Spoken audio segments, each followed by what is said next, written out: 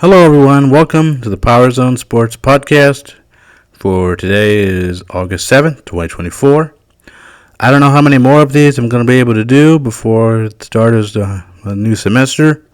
But if we go on hiatus for a while, you will know the reason why. And I ask your indulgence and your patience. And I thank you all for your support. This is Joseph Ashcraft, the voice for this following episode. Thanks for following me wherever you are. Well, the Olympics are underway. They are in full swing, and at the moment, it looks like the USA is winning the medal count right now. And it's been very interesting. Been watching a lot of different sports. Been watched the steeplechase race yesterday. And watched, of course, lots of running, lots of track and field events are happening now during this time of the Olympics, and so it's been very, very interesting to see that transpire, and we are looking at a situation right now where the White Sox streak of losing is finally over now, and as we take a look, it's just been very, very interesting because last night, battle of Lone Star Showdown between the Astros and the Rangers, and Framber Valdez came 1 out away from his second career no-hitter, and then all of a sudden the Rangers broke it up, but Framber Valdez pitched an excellent game last night, and I always enjoy watching it now whenever pitchers have a no-hitter going and the manager decides to keep them out there. So Framber Valdez has been a very good pitcher for a long time now, and it's nice to see that the Astros decided to stick with him and keep him out there, and he came this close to a no-hitter, and very, very good outing by Framber Valdez, and of course the Astros and Rangers. That's always going to be a big rivalry because, of course, last year, the ALCS, the Rangers beat the Astros to advance to the World Series last year, and of course the Rangers won the World Series last year, and so big rivalry and good win for Houston against the Texas Rangers. And of course, training camp is underway, and Hall of Fame game was played for the first time this year. That was the first football game.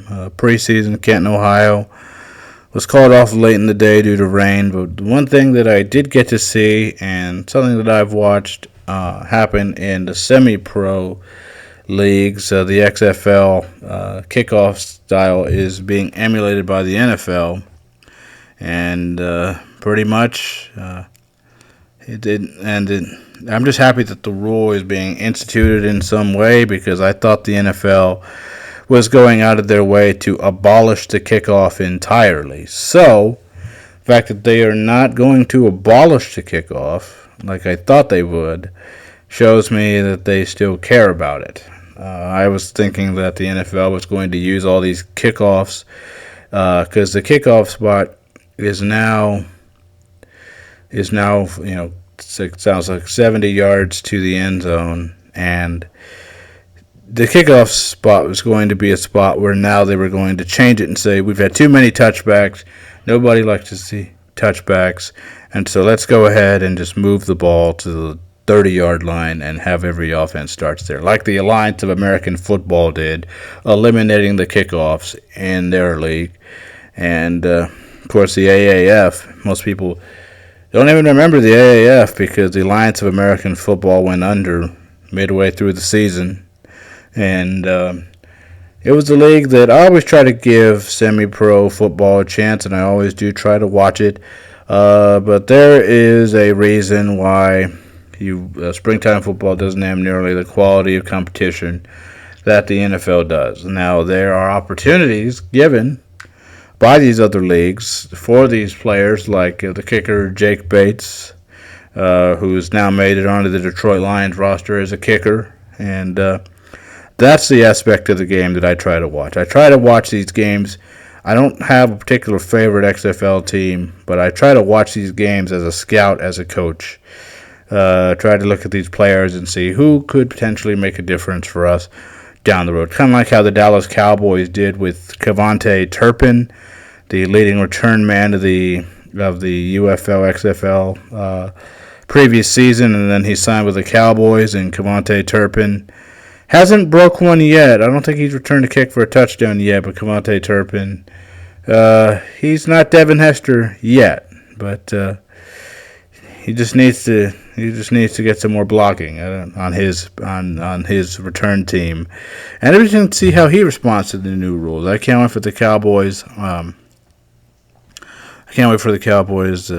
Preseason game. As I said, wins and losses don't matter in the preseason, but what matters is the effort and the output from your players. That's what matters in the preseason. So it'll be interesting to see how that pans out. And speaking of, the streak is over, and the Chicago White Sox finally won a game yesterday. Their 21-game loss streak ended last night at the hands of, they beat the Oakland Athletics, the two worst teams in baseball. Somebody had to win, and of course, the White Sox did. So the Oakland Athletics really only have one player that impresses me, and that's their outfielder, Brent Rooker. And I always see Brent Rooker hitting home runs, and he's been a pretty good player, and I'm really surprised that the Oakland Athletics didn't move him at the trade deadline. He's their left fielder. And so I guess they have plans to stick with him when the A's go to Sacramento and then to Las Vegas as well eventually. But the Oakland A's fans are getting a raw deal. The Athletics are the last team in Oakland at the moment. You've lost the Golden State Warriors. You've lost the Raiders. And now you're losing the Athletics. And to add to the kick in the teeth, ticket prices for the final game in Oakland. A lot of Athletics fans are complaining about that as well. John Fisher, the owner of the Oakland Athletics, is the worst owner in professional sports. And to take a title like that away from Daniel Snyder, the owner of the Washington Redskins, is really saying something for that. And so John Fisher, the owner of the Oakland Athletics, he's abysmal.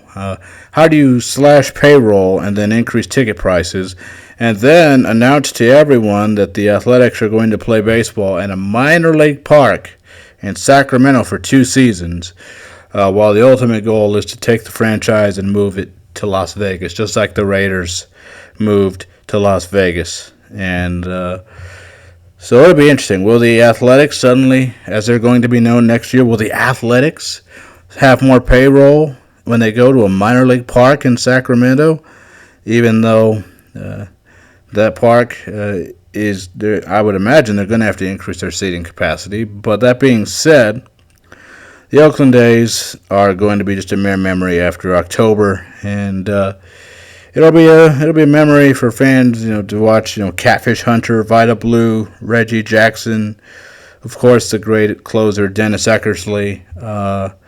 So Mark McGuire before he made it, Jose Canseco. Mike Piazza played for the Oakland A's, and so the Barry Zito, and the curveball that he would throw that always seemed to drop 20 feet whenever he'd throw that curveball. Barry Zito's curveball was a thing of beauty. And but that being said, Mark Mulder also pitched for the Oakland Athletics, and it's just sad to see a major league franchise, one that got the movie treatment in Moneyball, being reduced to this level. Whether the Oakland A's, they used Moneyball to win 20 games in a row. And all I can say on that is just look how the mighty have fallen because of the ineptitude of the worst owner in sports, John Fisher. And with that, I'm going to sign off here and say farewell And this is Joseph Ashcraft speaking to you. And please visit my website, PZNsports.com. Follow it on Facebook, X, and other socials as well. And I will talk to you all again next time. Peace.